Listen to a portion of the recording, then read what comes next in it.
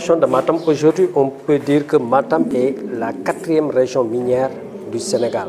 Si nous disons que, si on sait que le Sénégal compte 6 régions minières, aujourd'hui, nous occupons la 4e place du point de vue potentialité.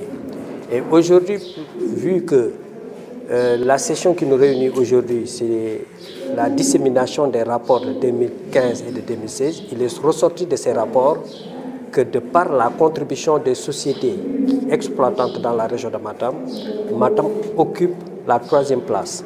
Donc, nos sociétés, de par leur contribution dans le budget fiscal 2015 et 2016, Matam occupe la 3e place. Donc, ça veut dire que du point de vue ressources minérales, Matam est en bonne position.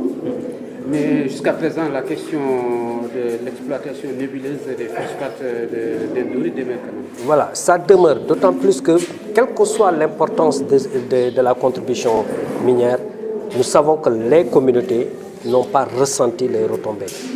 Et il y a un problème par rapport même à l'attribution de certains permis d'exploitation dans la zone ou bien même comment dirais-je, le transfert même de certains permis.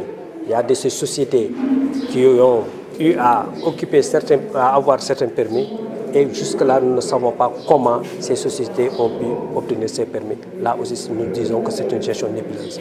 Et l'autre problème, surtout, d'ailleurs, c'est la raison pour laquelle aujourd'hui nous avons tenu ce forum, c'est pour montrer aux gens que les populations doivent pouvoir bénéficier des retombées directes des ressources minérales.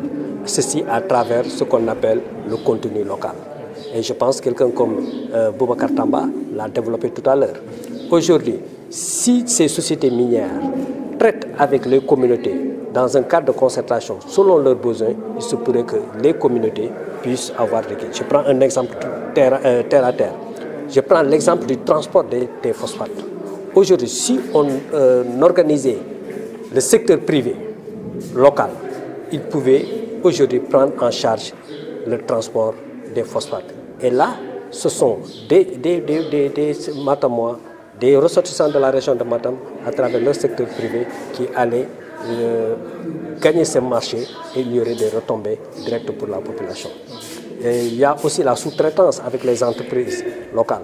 Aujourd'hui, si les sociétés minières, par rapport à certains services, louaient les compétences des entreprises locales, là aussi, ça aurait quand même eu des répercussions directes sur la communauté.